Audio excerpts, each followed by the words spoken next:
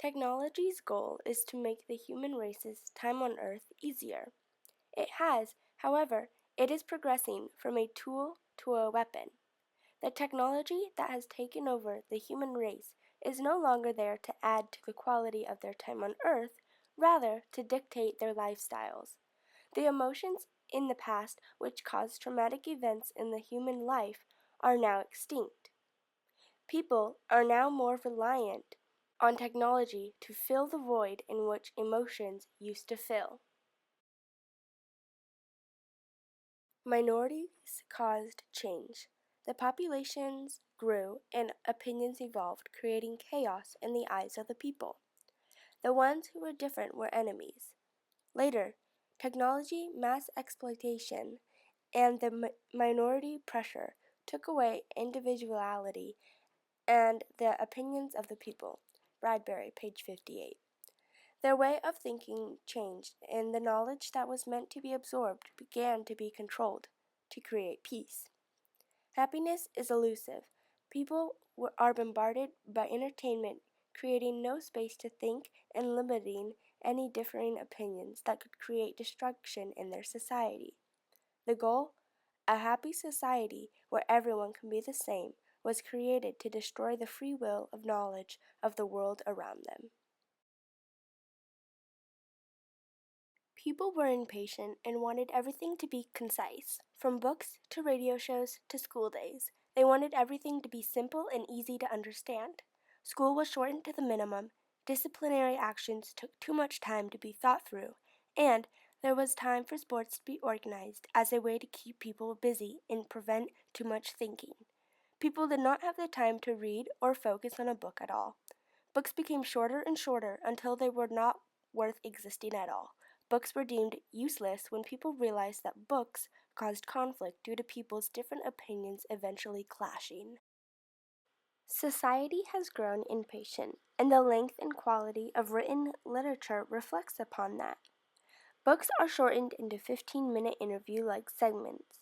These 15-minute anecdotes to a 2-minute radio segment. Stories were condensed to the bare minimum. Radios aired synthesized versions of summaries read to eliminate the time in which it takes to read a passage. This evolution of length and content of books changed drastically. Society decided the knowledge that books held was not valuable. Rather, this information was what causes difference of opinions and conflict.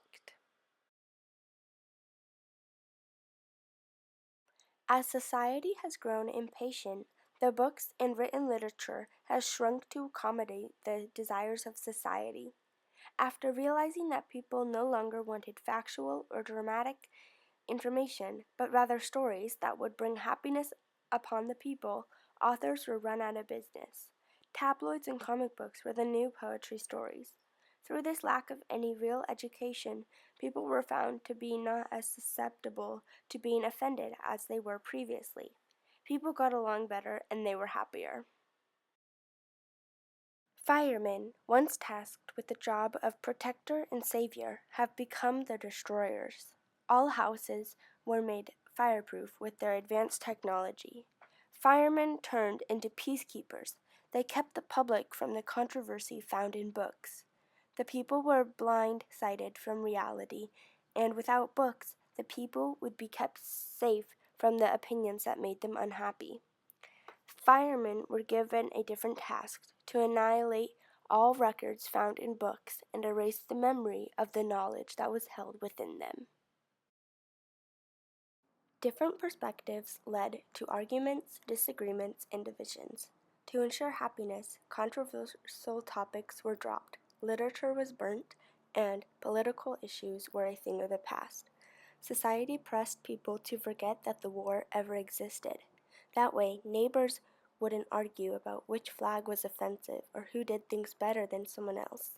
If the bar was too high, society would lower the bar to fit everyone's preferences.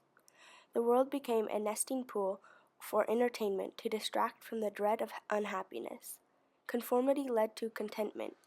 Thinking led to questions which led to confusion and unhappiness. Men who followed this society were a lot more happy than any man who tried to ponder universe and think for himself, who would just eventually end up empty and lonely. Instead of filling the hole, they covered it. Naturally, scapegoats such as parties, acrobats, magicians, fireworks, and jet cars made everyone happy.